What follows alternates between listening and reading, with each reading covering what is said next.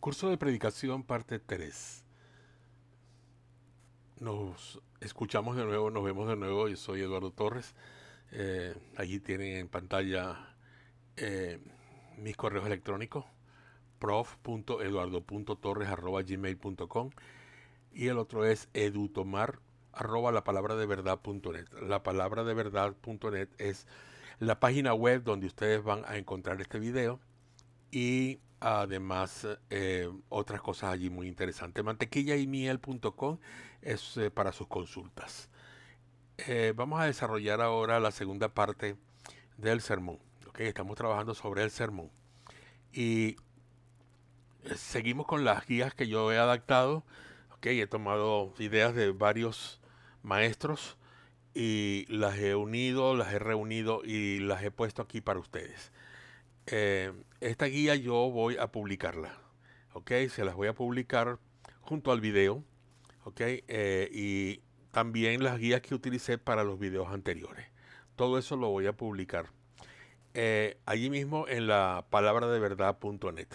Van a encontrar una pestaña, ¿ok? Van a encontrar una pestaña. Esta pestaña está al lado derecho del blog, porque es un blog, ¿ok? Es un blog realmente esta página, y en la derecha tienen unas columnas con una cantidad de anuncios o cosas allí, y entre ellos está las pestañas, o sea, las divisiones que pueden encontrar dentro de la página web con todos los temas: predicación, cursos de liderazgo, etcétera, todo lo que se publica allí. Y lo van a encontrar así como está aquí en pantalla, en la parte de abajo, y allí está, curso de predicación. Ahí hacen un clic en curso de predicación. Y así llegan al, al donde está el video para que ustedes eh, comiencen a escucharlo allí. Vamos a trabajar sobre un poco de un recordatorio. Vamos a refrescar. ¿Ok? Yo quiero refrescar un poco. Estuvimos estudiando la estructura de un sermón en el video pasado, y ustedes pudieron ver exactamente cómo se realiza la estructura de un sermón. La estructura del sermón es vital para que el mensaje se entienda a cabalidad. El resultado de una buena estructura en el sermón es que el tiempo que el predicador ha invertido en estudiar la Biblia está totalmente aprovechado, porque la congregación efectivamente así va a captar mucho de lo que el predicador tiene que decir. Por lo tanto, si el predicador desea que su tiempo de estudio sea de provecho para la congregación, forzosamente él tendrá que dedicar un buen tiempo a la elaboración de la estructura del material que está investigando. Quiero aclarar algo. A veces no uso los dos artículos, él, ella, pero esto va para tanto para predicadores como para maestros de escuela dominical, predicadoras, ¿ok? Y maestras de escuela dominical. Esto sirve para muchas cosas que ustedes van a necesitar en la iglesia, en su ministerio en la iglesia, ¿ok? Ahora bien, yo voy a ver ahora tres razones para la elaboración de su sermón. Tres razones importantes para la elaboración. Esto ya lo dimos también en el video pasado, ¿ok? Pero lo quiero repetir, pero no extenderlo. Solamente voy a dar los enunciados de los tres razones. Quizás hable un poquito de ellas, pero será muy poco. No es necesario. La primera razón es que ayuda al predicador a pensar claramente. Ayuda al predicador a pensar claramente. Cuando el predicador piensa claramente, expresa con claridad. ¿Ok? Generalmente se va a reflejar esto en la estructura de su mensaje. En segundo lugar, ayuda a la congregación a entender con claridad el sermón. Ok, si el sermón está bien estructurado, la congregación va a lograr seguir mejor ese pensamiento. No solamente lo va a entender, sino que lo va a seguir muy bien, y por ende podrá entender todo el mensaje a cabalidad. ¿ok? En tercer lugar, ayuda a la congregación y al predicador a recordar el sermón. Es importante que sepan que solamente hay un 10% de retención cuando uno da una conferencia. Cuando mucho, quizás algunos pueden retener el 20%. Si se tiene una guía, si se tiene ayudas visuales, entonces el público o el oyente va a captar mejor y va a retener mejor lo que el sermón le quiere enseñar. ¿Ok? Ahora, como es difícil recordar, ¿verdad? Si el sermón no ha sido claramente estructurado, entonces evidentemente el esfuerzo va a ser demasiado y nadie va a salir aprendiendo absolutamente nada. Absolutamente nada. Quiero también presentarles a ustedes lo que era la estructura. Yo les presenté estos diagramas, la estructura. La estructura con el título, con el título, el texto que están allí en el recuadro superior. La introducción es lo que vamos a ver ahora. El título del texto lo vimos ya en el video pasado. Ahora vamos a ver lo que es la introducción. ¿Ok? Pero sigamos con la estructura. Luego viene debajo de la introducción, vamos a encontrar aquí lo que es la proposición. La proposición que va a ir entre la introducción y el cuerpo. Pero después de la proposición, de acuerdo a la proposición que se plantee, van a haber frases interrogatorias y frases de transición. Una frase de interrogatoria y una frase interrogatoria y una frase de transición. Luego entraremos en el cuerpo, estudiaremos las divisiones principales, cómo se realizan las divisiones secundarias, hablaremos de las ilustraciones. Y entre estas divisiones principales, entre las principales, vamos a tener lo que son también frases de transición. Estas frases de transición tienen mucho que ver con la proposición y la frase de transición que es la principal, que está entre la introducción y el cuerpo. Al final veremos la conclusión. Esta sería la estructura que yo les presenté en el video pasado. También les hablé sobre una estructura más pequeña, ¿ok? Como la que ven allí. La tienen con cuadros grises y un cuadro amarillo. El cuadro que está en amarillo es lo que vamos a ver. Los cuadros que están en gris o es material que ya vimos o material que vamos a ver más adelante. Entonces vamos a dar comienzo. Lo que es la introducción. ¿Ok? Durante este curso vamos a aprender sobre las estructuras de los sermones, tanto textual, expositivo, temático, biográfico, etcétera. Vamos a ir paso a paso. Veremos cómo se concluye la armazón sobre la cual descansan todos los argumentos bíblicos de las enseñanzas que vamos a compartir con la audiencia. Ahora es necesario complementar este cuadro con los elementos fundamentales. ¿Cuáles son esos elementos? El título, el texto, la introducción, el cuerpo del mensaje y la conclusión. Vamos a estudiar también, como les dije ya, lo que es la proposición, etcétera. Todo va a ir en ese estudio. Pero hablemos sobre la introducción, básicamente. Vamos a entrar ahorita en este tema. Ya lo tienen ahí en pantalla. Todo sermón dice allí que debe tener una introducción apropiada. Una introducción realmente apropiada. Teniendo el cuerpo del sermón ya listo, teniendo el cuerpo del sermón ya listo, se va a realizar el análisis del mismo y escribiremos la introducción y trataremos de que esa introducción sea breve. Ya les voy a hablar sobre esto, pues, sobre el tiempo que debe haber para la introducción, de acuerdo a todo lo que pueda llevar la introducción. Pero eso se lo explico ahora en un momento. Entonces, eh, la introducción es un sumario que resume todos los aspectos que se abordan en la predicación. La introducción es como la antesala o el aperitivo de una comida. ¿Ok? El aperitivo de una comida. Un buen aperitivo que va a acompañar una comida tiene que ser similar a la comida que se va a comer para que el gusto vaya preparándose para lo que viene después. No podemos pedir un aperitivo en el restaurante o hacerlo en cualquier otro lugar y luego tener una comida que no vaya en relación con el aperitivo. Porque el gusto, el sabor no se va a encontrar perfectamente en las papilas gustativas. La introducción entonces que es el aperitivo del mensaje bíblico, debe ajustarse en marcar pinceladas de lo que todos van a escuchar a continuación. El propósito fundamental de la introducción es despertar el interés en la audiencia.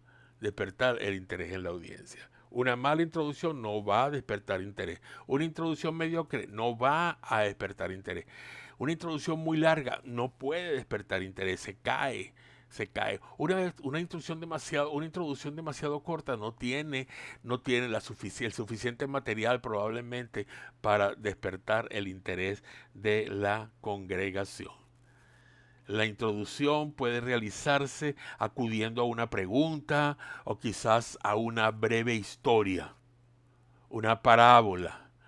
Ahí la forma de la narrativa para que cuando se hable de parábolas se tome más la narrativa de acuerdo a la cultura donde usted está predicando. Para que la gente no muchas veces rechaza algunas palabras que están en la Biblia por razón de su cultura y no las entiende, no las encaja. Entonces tenemos que muchas veces hacer una paráfrasis de todo para llegarle a las personas cuando estemos predicando sobre cualquier cosa. Pero sobre todo cuando es la introducción. Debe ser comprensible, que no provoque confusión, que se pueda compartir la información de manera veraz. Otra recomendación es que las frases sean cortas, no use frases largas, muy difíciles de asimilar. Esto da mayor impacto a las palabras e incluso despiertan curiosidad cuando usted no utiliza frases muy largas. Una recomendación muy importante: desarrolle la introducción cuando haya finalizado el cuerpo del mensaje, nunca antes. Pueden llegar ideas durante la elaboración de su sermón. Anótelas para que no se le olviden y cuando esté desarrollando la introducción puede ubicar esas ideas en la introducción. Continuamos con la introducción, ¿ok? El propósito entonces de la introducción es generar atención en los oyentes. Vamos a retar las mentes de ellos de tal forma que queden activamente interesados en el tema.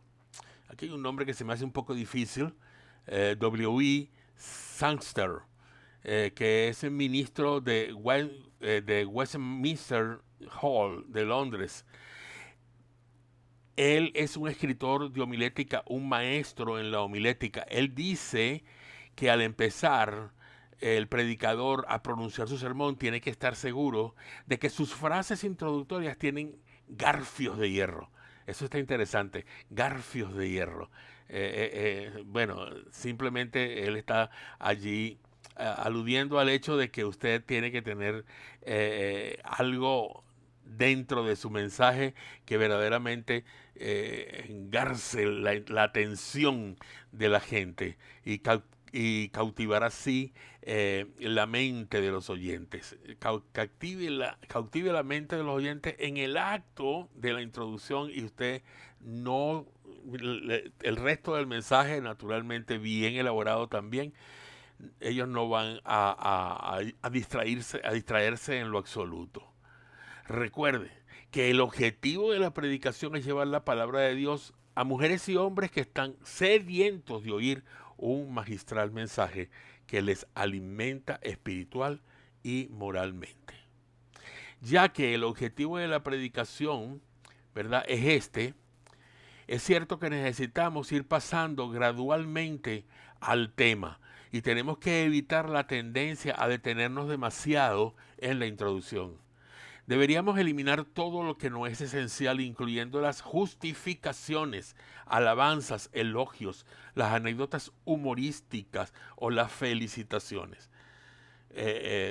Hay predicadores, ¿verdad?, que entran directamente con su mensaje. Ellos entran, tal vez si son el pastor de la iglesia, si es el pastor de la iglesia, perfectamente lo conocen, no tiene por qué dar ningún tipo de introducción.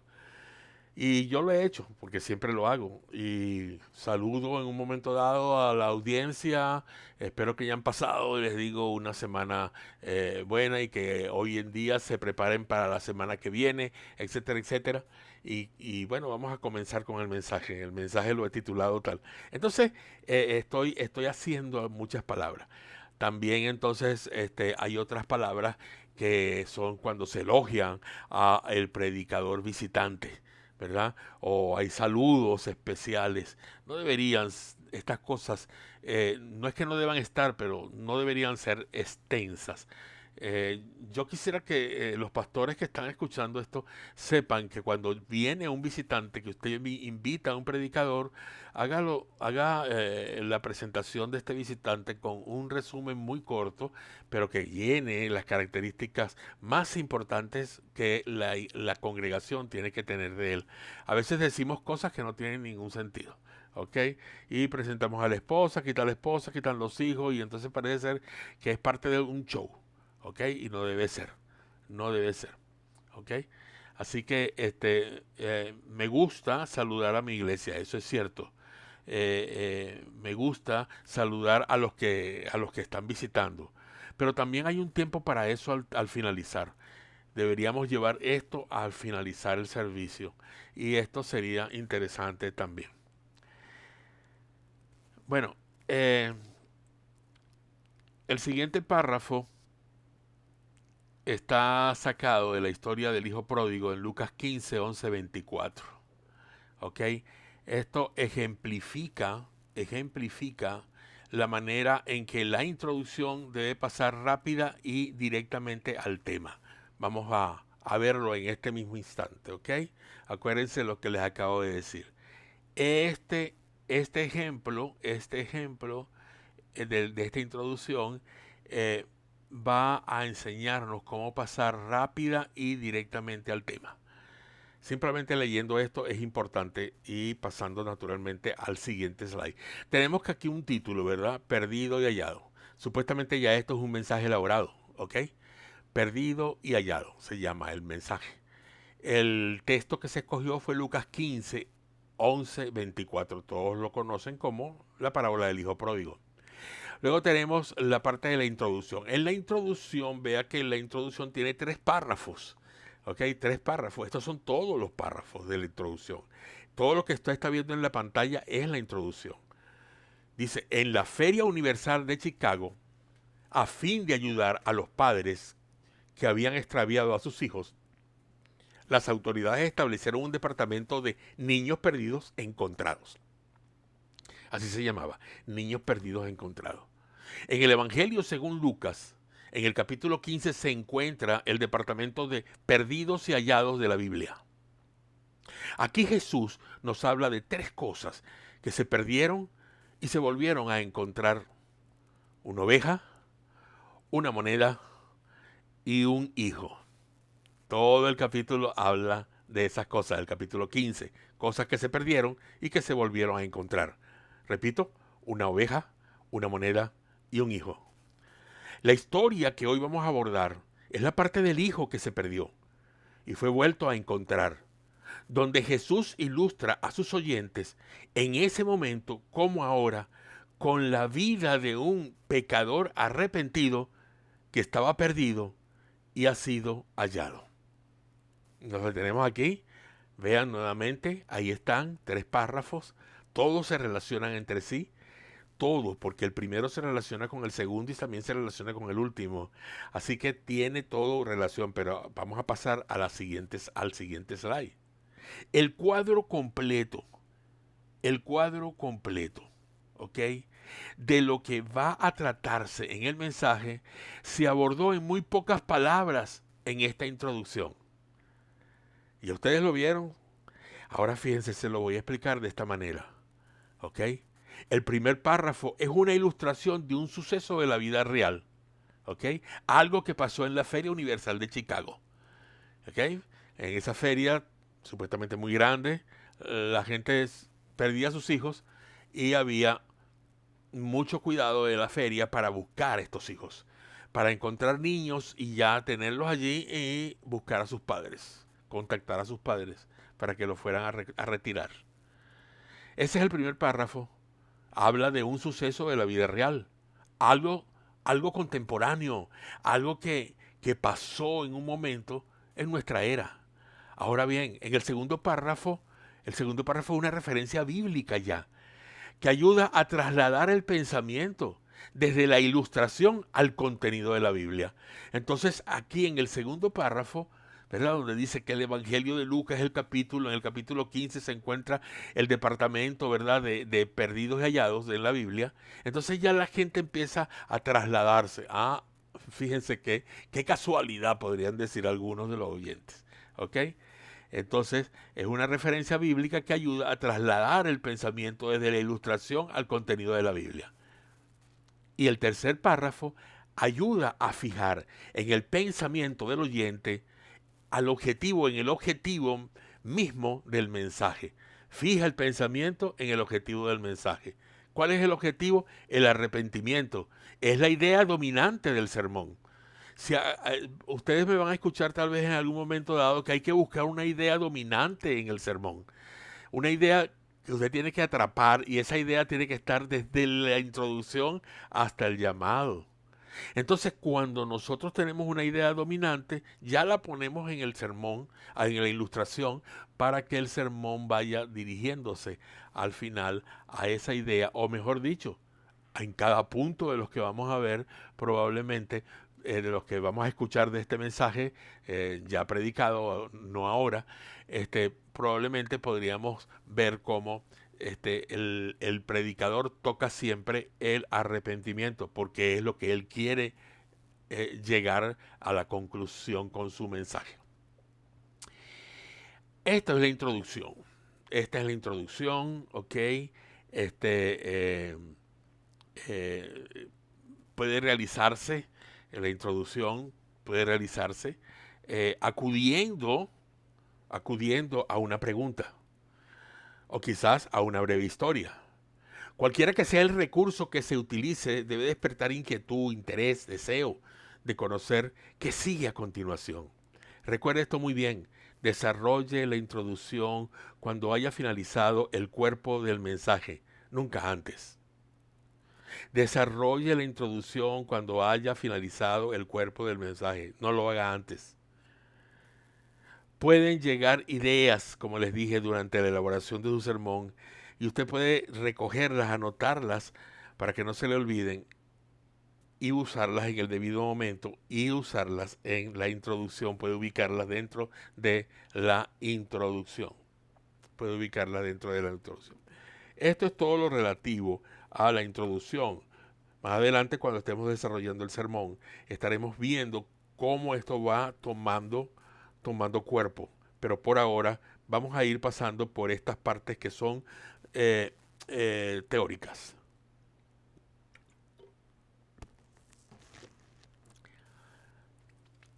La proposición es el próximo punto. La proposición. Acuérdense que les hablé de este un flujo, un diagrama, ¿ok? Aquí está expuesto solamente el pedacito que nos conviene ahorita, pero que contenía dentro de la introducción o debajo de la introducción, entre la introducción y el cuerpo, proposición, frases interrogativas o interrogatorias y frases de transición. ¿Ok? Bueno, miren, una vez que el predicador ha introducido el mensaje, tiene la atención de los oyentes, él debe pasar inmediatamente a la proposición formal del tema que va a tratar el sermón. La proposición es una sencilla declaración del tema, como dice allí para ustedes, que el predicador se propone a considerar, desarrollar, demostrar o explicar en el discurso. En otras palabras, es una afirmación de la principal lección espiritual o de la verdad palpable del sermón, traducida en una frase declarativa. Traducida en una frase declarativa. ¿Ok?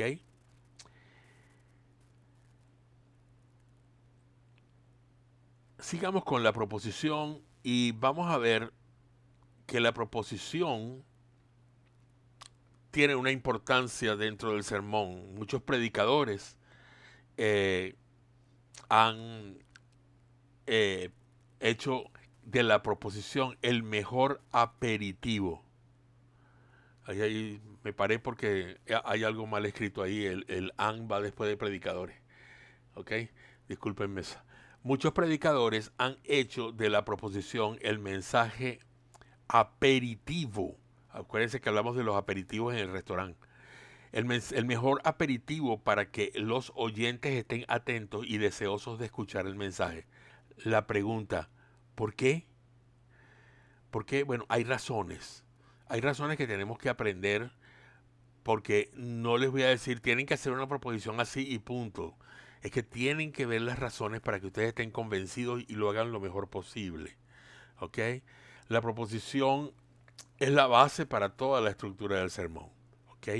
La proposición es la base para toda la estructura del sermón. Esa es una razón muy importante. Ahí tenemos un edificio en construcción, o mejor dicho, las partes de un edificio, no un edificio en construcción, las partes de un edificio. Lo que verdaderamente está en construcción son esto que está aquí abajo a la derecha, que son las bases de un edificio, las bases de un gran edificio. No es tal vez este que está aquí a la izquierda, pero las bases, fíjense, las bases de un gran edificio. ¿Ok? Y un edificio necesita una muy buena base que lo sustente, que lo sostenga. ¿Ok? Que cualquier cosa, cualquier movimiento de tierra o cualquier cosa, esas bases están sosteniendo toda la estructura. Un buen sermón también necesita una base muy buena y esa es la proposición. Es así que cada palabra en la proposición debe ser elegida con mucho cuidado para poder presentar con precisión el pensamiento principal del sermón. Así se mantiene mejor el orden y se evita total confusión. Ya que una buena proposición una buena proposición permite eh, que el predicador organice su material alrededor de la idea durante el texto bíblico, tenemos que darle toda la importancia que la proposición tiene. Es la base de la estructura. Así que organizar el material alrededor de esto es la idea dominante. Es la idea dominante. No es solamente pensar qué voy a poner. No, probablemente tenga más material y los vaya usando hasta formar la frase correcta. Ok, ya vamos a ver cómo. Miren que las bases de la parte derecha baja se convirtió en una Biblia, porque esa es la base. Esa es la base de nuestra vida y la base de la palabra predicada. Aquí tengo un ejemplo de lo que estoy hablando.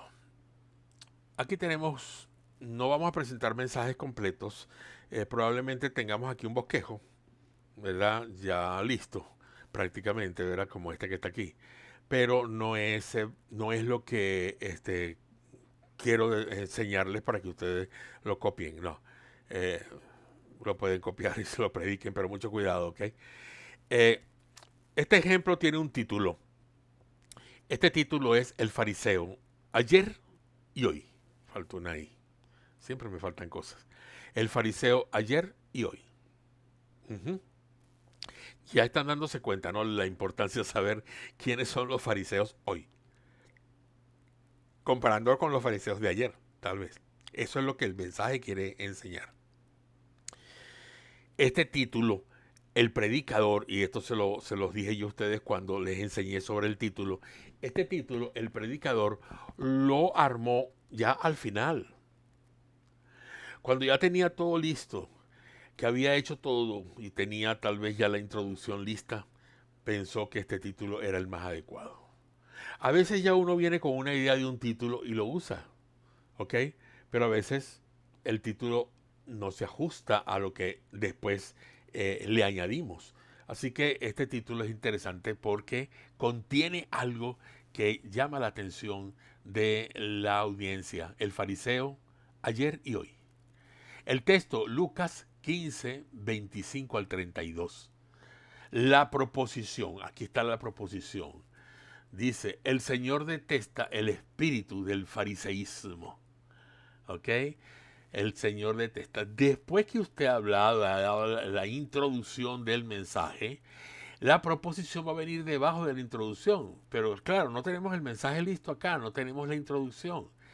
¿Correcto? Entonces, lo que quiero decirle es que este, este, esta proposición abre una puerta ya en la que la persona que escucha está estableciendo esa relación. Wow, vamos a ver si yo soy uno de esos. ¿Ok? Bueno, a veces la gente piensa pues, en otros, pero después cuando el sermón pasa y dice, uy, me dieron. El Señor detesta el espíritu del fariseísmo. El bosquejo de este sermón, fíjense que no he puesto ahí todavía oraciones de transición, ningún tipo de frases de transición, ni nada por el estilo. Pero el bosquejo de este es donde hay algo interesante que podría ver usted que no encaja con la proposición. El primer punto del mensaje dice, tenía pretensiones de justicia propia. Estamos hablando del fariseo de ayer. ¿Ok? Estamos hablando también del fariseo de ayer en el segundo punto cuando decimos era un hombre carente de amor. Y están los versículos allí. Y seguimos hablando del fariseo de ayer que buscaba las faltas en los demás. Ajá. Para los que escuchan los mensajes y tratan de escuchar es la falta o los pecados que hay en el hermano vecino. ¿Ok? Así era el fariseo. Ahora, fíjense este cuarto punto. Dice, el padre estaba preocupado por la actitud del hermano mayor. Esto no encaja, ¿ok? No encaja. La situación es que si comparamos la proposición con el bosquejo, inmediatamente nos daremos cuenta que el punto 4 no encaja con el propósito del mensaje. A lo menos no como un punto subsidiario del sermón. Estas cosas hay que evitarlas al desarrollar la proposición, que tiene que ir de acuerdo con los puntos que yo estoy explicando. Mi proposición va directamente en cada punto a abrir ese espacio de interés. ¿Ok? Y las personas van a ir enlazando siempre la proposición con el punto del mensaje, el punto principal o la división principal del mensaje donde esté. ¿Ok? Fíjense, el Señor detesta el espíritu del fariseísmo. Porque fíjense que los fariseos en el punto número 1, y puede repetir la proposición en ese momento, los fariseos tenían pretensiones de justicia propia y eso lo detesta el Señor. Cuando pase y ya tenga ya hablado todo lo que es el tercero y haga su oración de transición, utilice eso mismo, ¿ok? Dios detesta ese espíritu de fariseísmo, eh, porque el espíritu de fariseísmo era el que estaba en el hombre que carecía de amor, etcétera, etcétera, etcétera, etcétera. Así de esa forma, de esa manera. Entonces, ¿qué tenemos que hacer? Es la pregunta. ¿Qué tenemos que hacer? Vayamos a eso porque es importante. ¿Verdad? ¿Qué tenemos que hacer para poder desarrollar una proposición que indica a la congregación el curso que va a tomar el sermón? Eso es lo que tiene que hacer la proposición. ¿Ok? Allí en esa lámina que acabamos de pasar, estamos viendo algo que no encajó. No encajó. El cuarto punto no encajó. ustedes podrán revisarlo nuevamente. Hay dos cosas que ayudan muchísimo a la congregación a escuchar con atención la predicación de la palabra de Dios. Uno es tener un mensaje bien estructurado y, en segundo lugar, indicar a la congregación al comienzo de la prédica que no solo el título, sino también algo de la dirección que el predicador piensa tomar durante el mensaje está allí incluido. Repito, dos cosas que ayudan muchísimo a la congregación a escuchar con atención la predicación del mensaje. La primera es tener un mensaje bien estructurado. Ya eso lo vimos hace tiempo. Y el segundo es indicar a la congregación al comienzo de la prédica no solo el título, sino también algo de la dirección que el predicador piensa tomar durante el sermón. Durante el sermón. ¿Ok?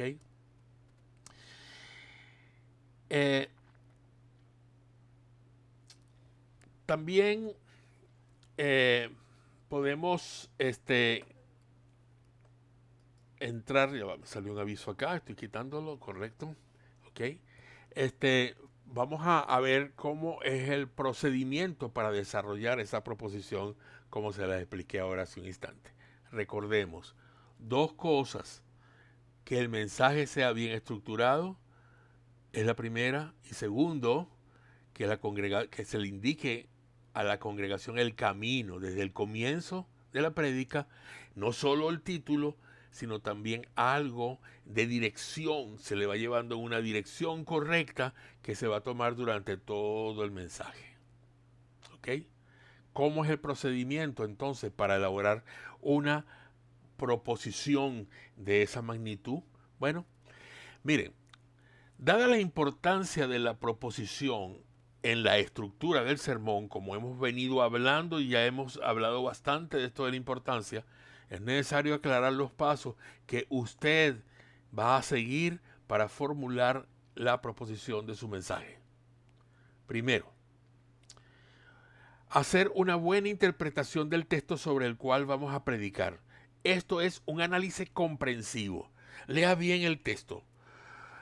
Busque comentarios bíblicos, busque palabras que no comprenda bien allí o que tenga que explicarlas de otra forma en un diccionario o en un léxico, ¿verdad? Para que usted pueda utilizar las palabras más apropiadas para su congregación. Usted sabe cuál es la congregación que tiene, o usted sabe dónde es la congregación que va, cómo es la congregación donde usted va a predicar. Así que tiene que ilustrarse usted primero con todo y hacer una buena interpretación de ese texto antes de llevarlo al papel. ¿Ok? Entonces, así usted podrá, haciendo un análisis completo, usted sobre los textos, una buena interpretación, tiene el primer paso para elaborar esta fórmula de la proposición. Esto es una fórmula realmente. En segundo lugar, decidir cuál es la idea principal del pasaje. Lo que habíamos hablado anteriormente. Hay ideas y se tienen ideas principales. Ideas que el predicador toma y pone porque eso es lo que quiere hablar. En el primer bosquejo que les presenté de Perdido y Hallado de Lucas 15, 11, 24, la idea era el arrepentimiento. Esa era su idea. Y esa idea del predicador, que era el arrepentimiento, la llevó desde el principio hasta el final, porque allí él tenía que en su último punto hacer un llamado al arrepentimiento a las personas que no habían recibido a Jesucristo. Eso es importante. Cada mensaje tiene una idea. Tenga una idea especial. Ya lo vamos a ver en otro bosquejo que vamos a presentar ahora. Decida cuál es la idea principal del mensaje. Y en tercer lugar, exprese esta idea en una oración sencilla, no algo muy complicado. Una oración sencilla. 4 o 5 palabras, tal vez una oración sencilla que usted pueda presentarle a la congregación. La proposición debería aparecer por lo general, la proposición debería aparecer por lo general al final de la introducción. Así, siempre es así. La introducción lleva a la proposición. ¿Ok? Introducción, El paso va a la proposición, la cual junto con las oraciones interrogativas y de transición que le acompañan conducen al cuerpo principal del sermón. Observe cómo esto se consigue en este bosquejo que vamos a ver ahora.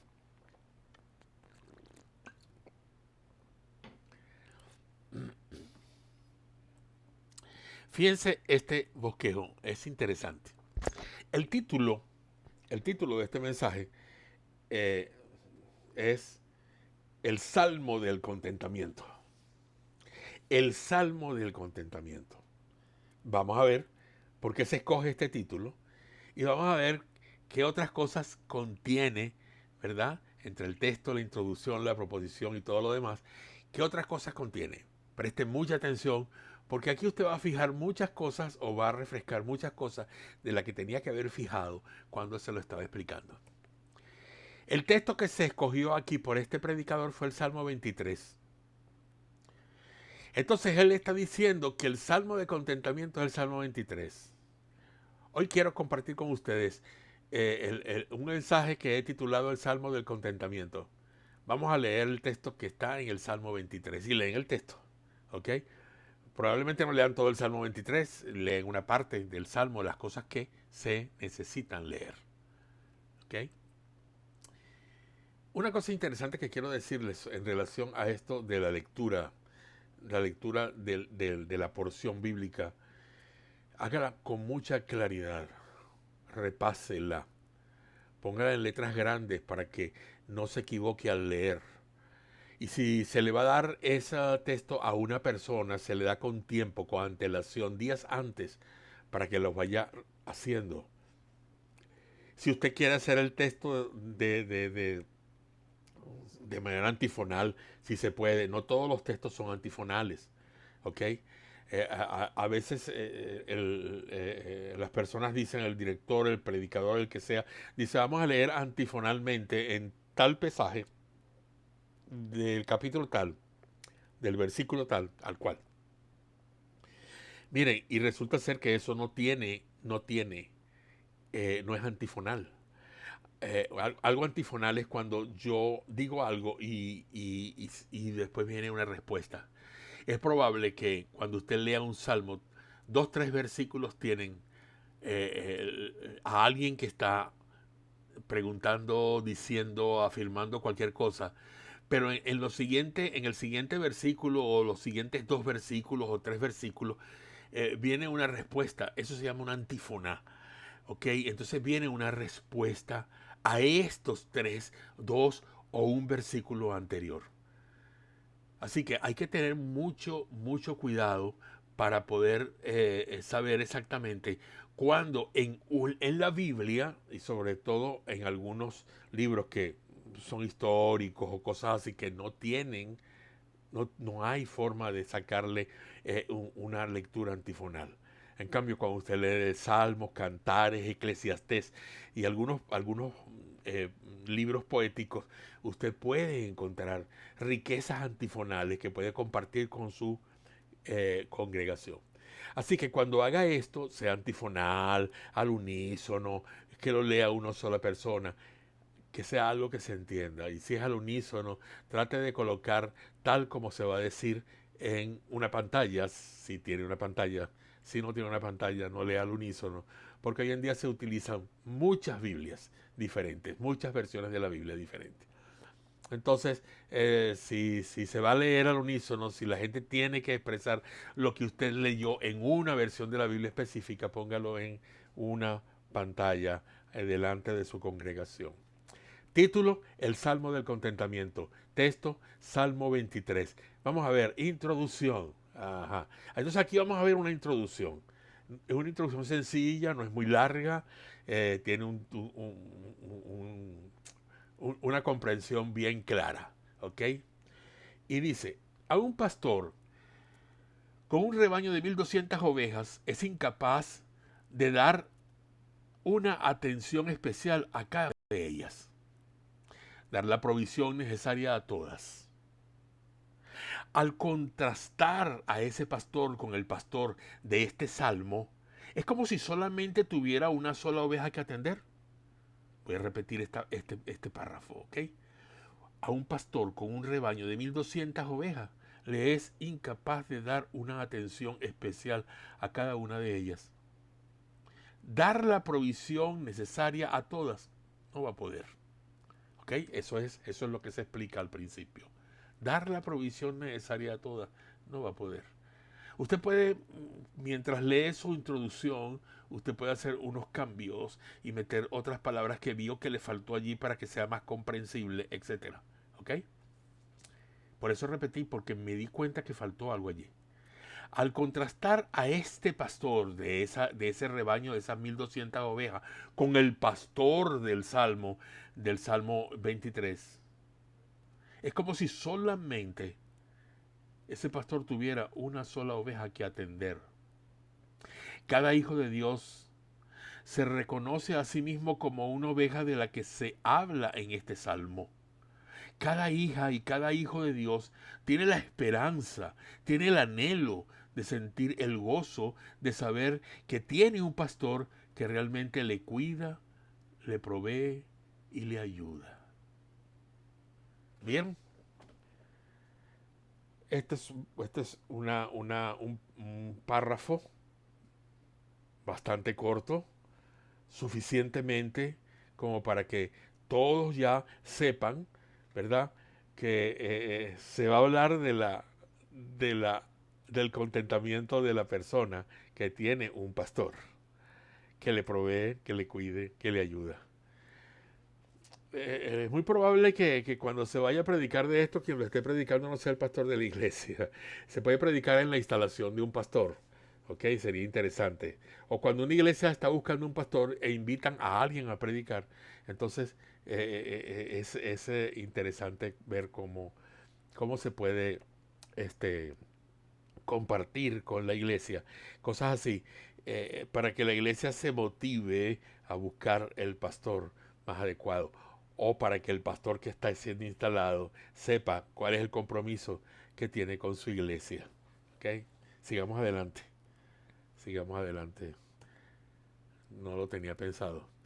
Luego viene la proposición. Hemos pasado el título, hemos pasado el texto, hemos pasado la introducción.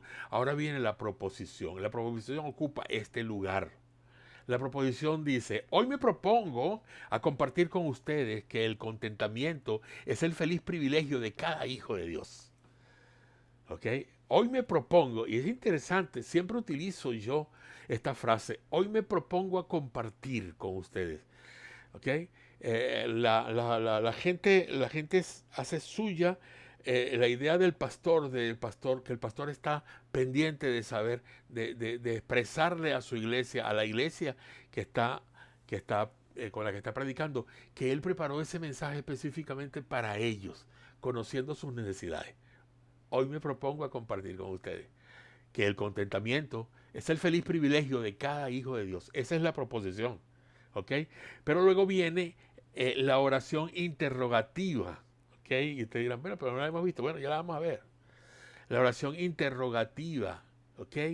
Una oración interrogativa es la que usted, después de la proposición, la lleva y la lee también junto a su proposición, después que ha leído la proposición. Y dice, ¿en qué se basa este contentamiento o gozo? Hoy me propongo a compartir con ustedes que el contentamiento es el feliz privilegio de cada hijo de Dios. ¿En qué se basa este contentamiento o gozo? ¿Se dan cuenta? Eh, es- todo se podría poner junto después. Usted puede ponerlo después todo junto sin necesidad de colocar esos subtítulos ahí de proposición, oración interrogativa. Y va a ser el mismo efecto. Ya usted sabe que en esa oración tiene la proposición y la oración interrogativa. Ah, pero falta la oración de transición. La oración de transición. Tenemos que tener una oración de transición. ¿En qué se basa este contentamiento o gozo? Y dejarlo allí. No, hay que usar una oración de transición para que la gente pueda ir al cuerpo del mensaje. ¿Ok? Entonces, el Hijo de Dios aprende de este salmo que, como ovejas del Señor, su contentamiento, se basa en tres hechos en relación con la oveja. Hoy me propongo a compartir con ustedes que el contentamiento es el feliz privilegio de cada hijo de Dios. ¿En qué se basa este contentamiento o gozo? El Hijo de Dios aprende de este salmo que como oveja del Señor, su contentamiento se basa en tres hechos en relación con la oveja. En relación con la oveja. ¿Ok? Entonces, esto ya lo han captado. Luego viene el cuerpo del mensaje. El cuerpo del mensaje, ¿ok? Y entonces dice, y mire, hay algo interesante. Antes de dar la oración de transición, antes de dar la oración interrogativa, en la misma proposición usted podría poner los tres, las divisiones de su mensaje. Por ejemplo, fíjense que todavía no se las he colocado en pantalla, pero dice, hoy me propongo a compartir con ustedes que el contentamiento es el feliz privilegio de cada hijo de Dios. Este salmo habla de ello. Este salmo dice de ello. ¿Ok? Habla de una relación. Habla de una relación. De un pastor con la oveja. De una provisión para su oveja. De una esperanza para su oveja. Ahí está todo. Lo pueden colocar, póngalo en la oración de transición. Antes de la oración de transición, entre la interrogativa o la oración de transición. O no lo pongan todavía. ¿Ok? Y lo presenta después de la oración de transición cuando dice, se basa en su contentamiento, se basa en tres hechos en relación con la oveja. El primer hecho es el pastor de la oveja. Este sería el primer punto del mensaje. ¿Ok? Usted desarrolla su primer punto y después viene el segundo punto. La provisión de la oveja. Y el tercer punto, la esperanza de la oveja. ¿Qué tenemos aquí? ¿Qué estamos viendo aquí en estos tres aspectos? Lo primero que estamos viendo es el pastor de la oveja. O sea, el contentamiento de una oveja del Señor está primero en su pastor. Está primero en su pastor. Ver que es el pastor ideal, ver que es su héroe, ver que es la persona que está allí pendiente suyo. Pero también habla de la provisión, ¿ok? Porque la oveja necesita provisión. ¿Provisión en qué sentido? Bueno, en cualquier sentido, como usted guste verlo, en lo físico, en lo espiritual, siempre necesita provisión del Señor. Y el pastor que ofrece tal provisión es el pastor que usted quiere para su vida, porque le ofrece la provisión que usted necesita en los momentos de angustia, en los momentos de felicidad, en los momentos donde la economía está golpeada, en los momentos donde hay un problema moral o un problema espiritual en su vida o en su familia. En cualquier momento de esto, ahí está la provisión del pastor. Y al final, la esperanza de la oveja. La esperanza de la oveja es sentirse alegre, gozosa de tener un pastor que llene todas estas expectativas. ¿Ok? Y los puntos se desarrollan en esos mismos versículos que están allí. Esto sería, en estas dos slides que les pasé, ¿verdad?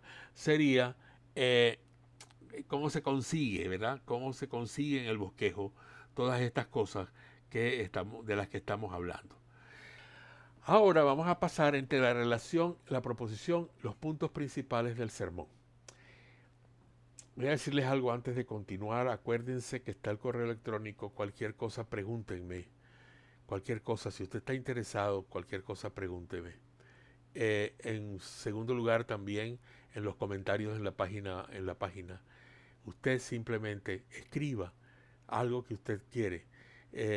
Yo no escribo, yo no quiero que me digan, ay, estos videos son maravillosos, o no, estos videos son muy malos.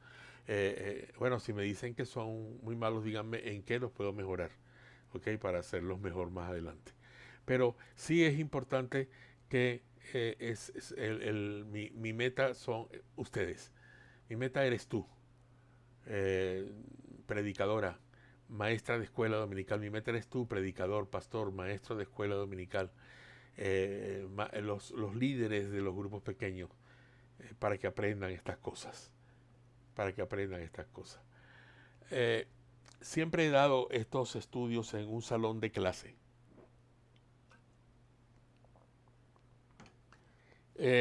Comenzamos con videos cuando llegó la pandemia. Comenzamos a hacer algunos videos o a dar clases por videos por las redes.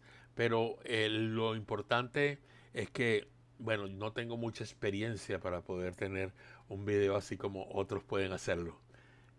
Lo que sí es que trato de presentarles a ustedes lo más sencillo de lo más amplio que pueda presentarles, para que ustedes puedan entender.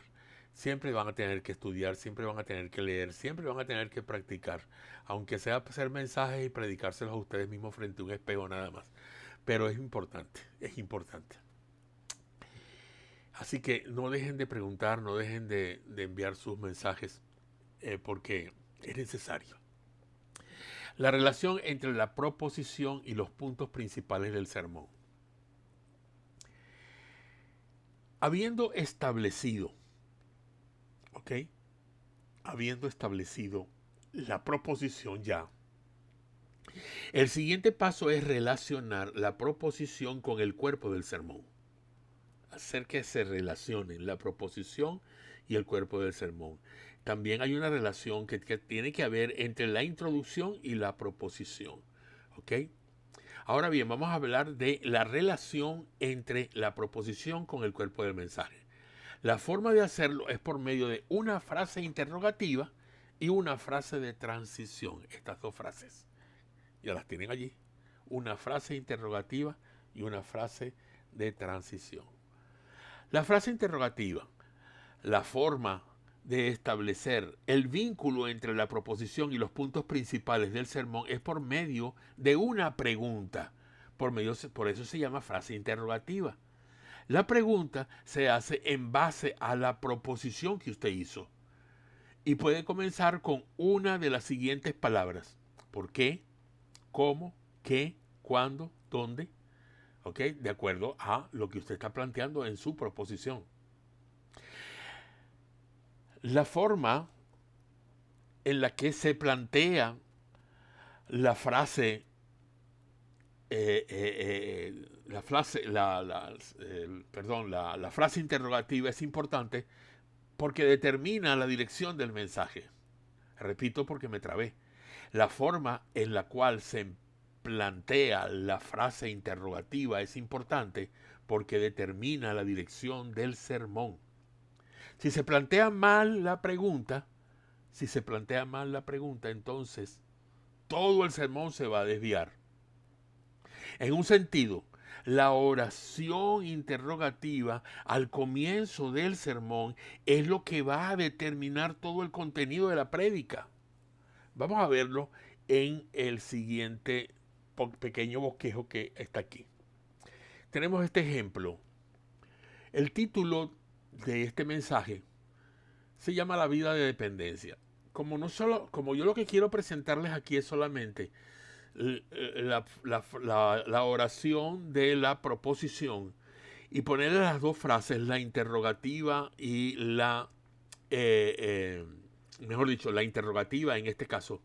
Quiero que lo retengan de esta forma. Por eso no puse texto, no hay introducción. Ustedes no van a ver más nada de esas cosas. Lo que sí van a ver ahorita es la proposición. Bueno, sí le puse texto, perdón. Sí le puse texto. Lo que pasa es que en mis apuntes que estoy leyendo no lo tenía. Pero sí le puse texto. Isaías 41:13, ¿cierto? La vida de dependencia. Ese es el texto exactamente. Que corresponde a ese título, ¿ok? Pero no tiene que ver nada, solamente lo hice porque es necesario, ¿verdad? Saber por qué pongo la vida de dependencia. Tiene que haber algo que encontré en la Biblia para poder hablar de ello. Y está en Isaías 41:13. La proposición, entonces, la vida cristiana es una vida de constante dependencia.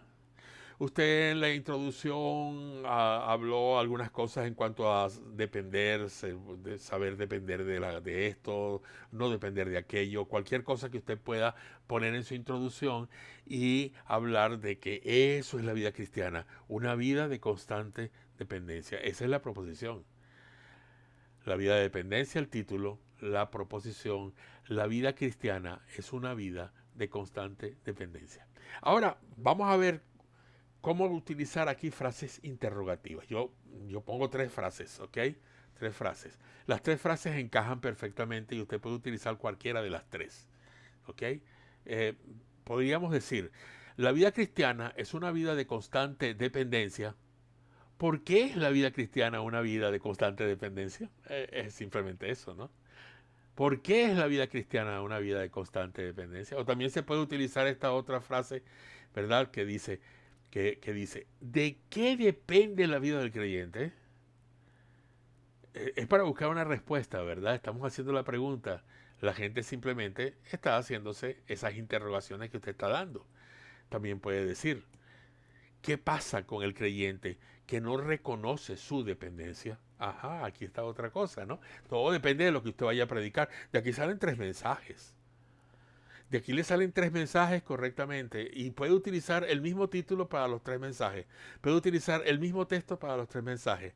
Puede utilizar la misma proposición para los tres mensajes. Tal vez le haga un cambio a la introducción, allí algunas cositas que pinte y diga la semana pasada hablé la primera parte de este mensaje de la vida de dependencia en Isaías y vimos exactamente por qué la vida de dependencia cristiana es una vida debe ser ¿por qué la vida cristiana es una vida de dependencia constante? Allí desarrolló usted un mensaje.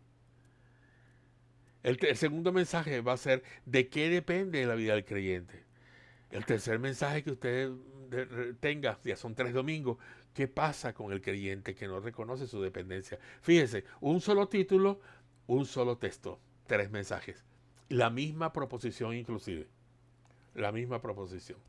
¿Ok? Debemos observar entonces que cada una de estas frases interrogativas podrían dar entonces a tres prédicas. A tres prédicas. Ahora vamos a ver las frases de transición.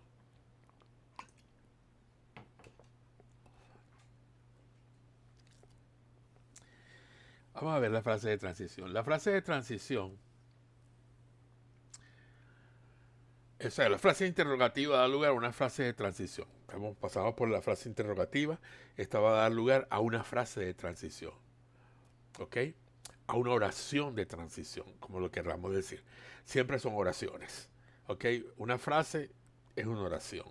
¿Ok? Y de ahí a los puntos principales del sermón. La oración de transición abre el camino a la estructura del sermón. Cuando hacemos la oración de transición, ya estamos abriendo las puertas de nuestro sermón. Ya la gente se encuentra ubicada, está ubicada. Espero que no la desubiquemos con los puntos de nuestros mensajes, que se vayan por las ramas con otras cosas que no tengan que ver con nuestra proposición. Tiene que ser exactamente, exactamente. ¿Ok? ¿Y cómo voy a presentarles esto? Se lo voy a presentar con el mismo mensaje. El ejemplo, el título, la vida de dependencia. ¿Ok? El mismo título del mensaje. Y el texto evidentemente es Isaías, ¿verdad? Capítulo 41, versículo 13. La proposición es la misma, evidentemente, lo adivinaron, ¿ok?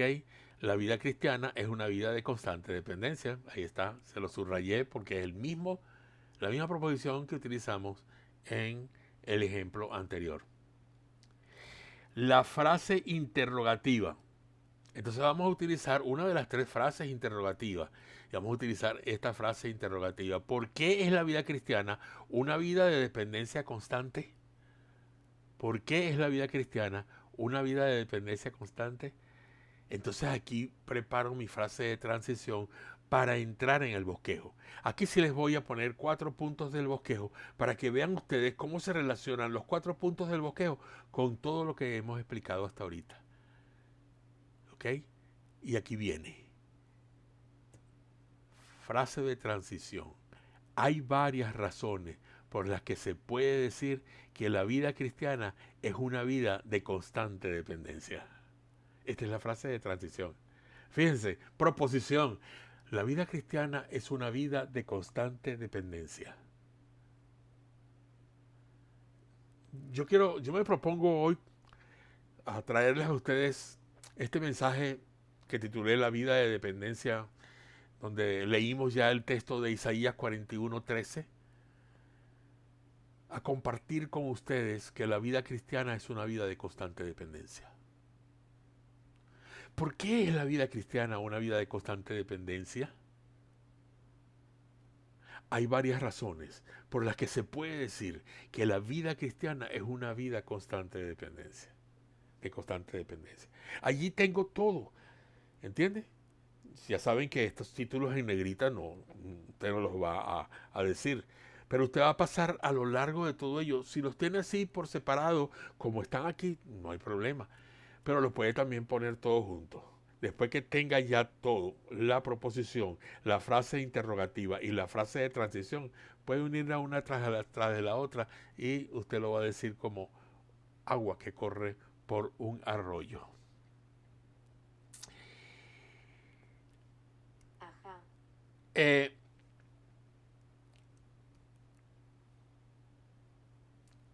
discúlpenme, se me había activado Siri.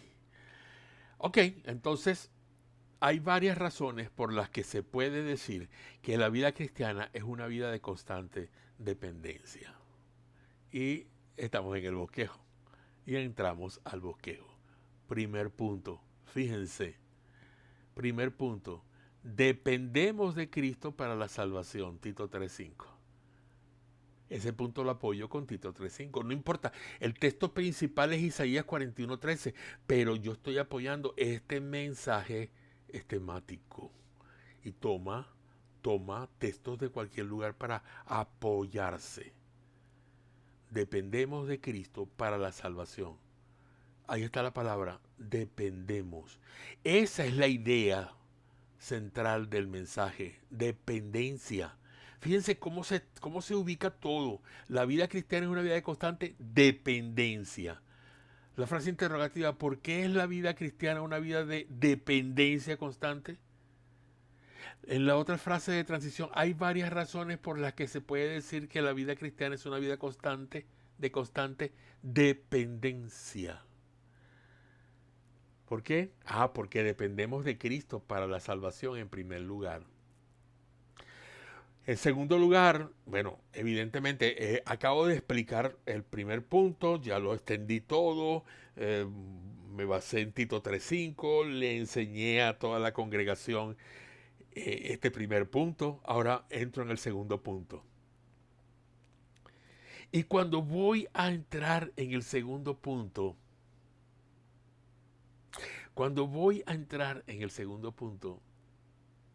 puedo utilizar la frase interrogativa nuevamente como una frase de transición entre el primero y el segundo punto. Eso lo vamos a ver adelante cuando estemos estudiando el cuerpo. ¿Por qué es la vida cristiana una vida de dependencia?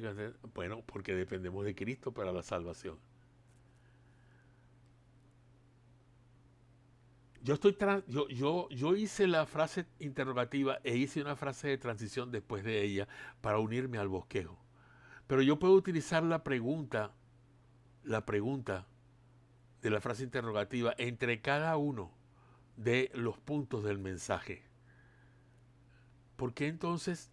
Bueno, dependemos de Cristo para la salvación. Terminé de hablar todo eso y pongo después. ¿Por qué entonces la vida cristiana es una vida de dependencia constante? ¿Habrá algo más? Hay razones, hay varias razones. La segunda razón es que dependemos de la palabra de Dios para nuestro crecimiento espiritual. Y la cita bíblica que está ahí, primera de Pedro, capítulo 2, versículo 2. Y así sucesivamente. ¿Por qué es la vida cristiana una vida? Ya le hablé a todos sobre el segundo punto, ahora voy a pasar al tercero. Y digo, ¿por qué es la vida cristiana una vida de dependencia constante? Recuérdense que hay varias razones Primero, dependemos de Cristo para la salvación. Segundo, dependemos de la palabra de Dios para nuestro crecimiento espiritual. Y tercero, dependemos de la oración para obtener el poder espiritual. Santiago 5:16. Acompáñenme en Santiago 5:16. Vamos a leer. Leemos, desarrollamos el tercer punto y ya terminamos el tercer punto con la congregación y vamos ya al cuarto punto.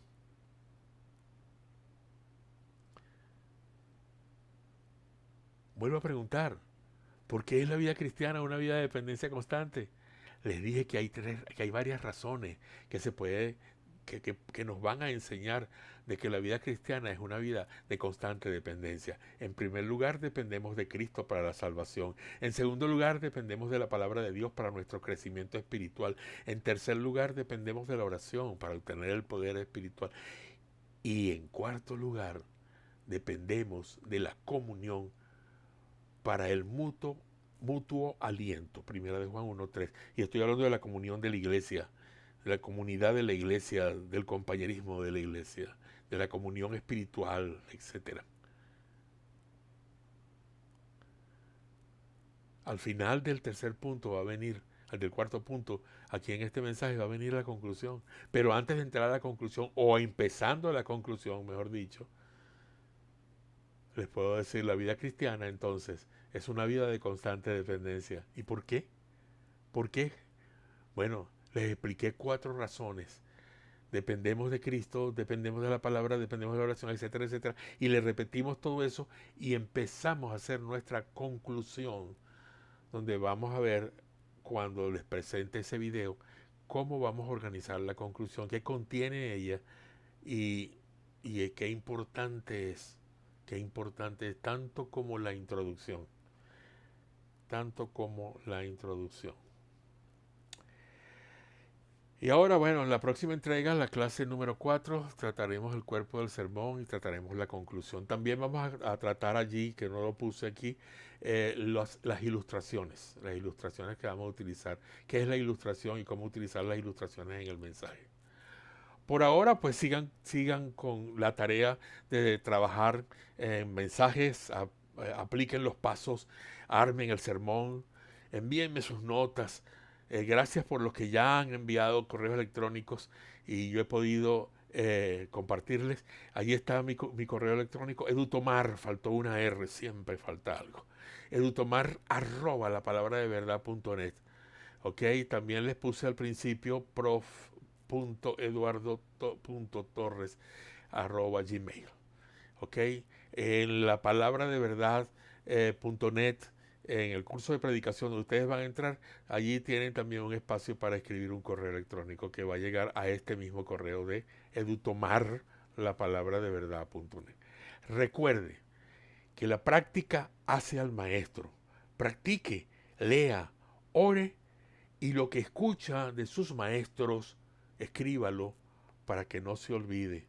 Lo que se escribe nunca se va a olvidar. Nunca se va a olvidar. Muy bien. Hasta aquí hemos llegado con nuestro estudio de hoy. Déjame tus preguntas en los comentarios abajo de esta pantalla o envíamelas por correo electrónico a mi email prof.eduardo.torres@gmail.com, prof.eduardo.torres@gmail.com o a edutomar@lapalabradeVerdad.net, edutomar@lapalabradeVerdad.net. También quiero sugerirte que te suscribas. Y así cuando te suscribas vas a recibir notificaciones de nuevos cursos, talleres, videos, etcétera, lo que publiquemos aquí en nuestro canal de la Palabra de Verdad. Haz clic en el rectángulo rojo para tu suscripción.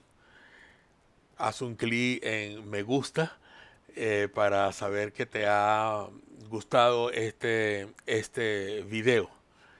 Y no te olvides de recomendarlos a otras personas. Así que te estaré notificando cuando hayan más videos. Muchas gracias.